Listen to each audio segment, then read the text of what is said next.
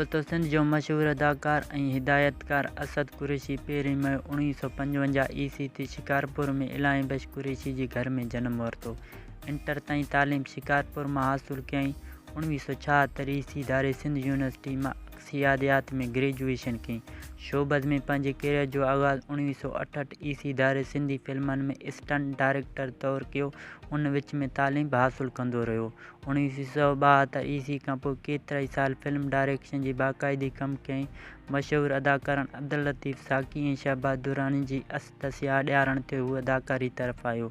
1985 ईस्वी में पहिरीं फिल्म हैदर ख़ान में अदाकारी कयईं ऐं पोइ नादर गौहर, जीए लतीफ़, शहीद वग़ैरह में बहितरीन अदाकारी खेसि वॾी शोहरत ॾिनी। असद कुरैशी PTV तां बि केतिरनि ड्रामनि में कमु कयो, जिन में मारवी, बदनसीब थरी, बाक़, आड़ा ऐं ॿिया केतिरा ई ड्रामा शामिल आहिनि। हिन मोहम्मद बख्श समेजे, सुल्ताना सिद्दीकी ऐं समी बलूच जे डायरेक्शन ऐं पेशकश हेठि PTV ते कमु कयो। हिन स्टेज ऐं रेडियो ते बि परफॉर्म कयो आहे। वेझे माज़ी में जॾहिं सिंधी सैटेलाइट चैनल खे पधिराई मिली त असद कुरैशी सिंधी टेली फिल्म ठाहिण जो आगाह कयो। खेसि सिंधी शोबज़ जी दुनिया में बाबाए टेली फिल्म जो लक़ब मिलियो। टेली फिल्म दरिया पार जो लेखक, हिदायतकार ऐं हीरो पाण हो। दरिया पार फिल्म में असद कुरैशी सदोरे तौरु किरदारु अदा कयो।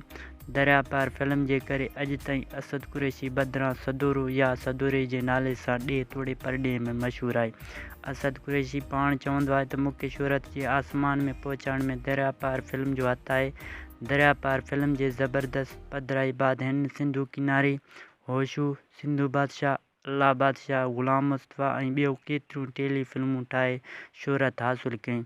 मुख़्तलिफ़ चैनलनि ते सिंधी मशहूर ड्रामा सीरियल पत्थर दुनिया, हवा, गाड़ी, ज़ंजीरूं, गुनाहगार, पंहिंजा परावा, कंडनि जी सेज, कारो सिज, ॾाढनि जो ॾे ऐं ॿिया ड्रामा शामिल आहिनि। असद कुरैशी जी शादी 1991 ईस्वी में पंहिंजे माइटनि में थी।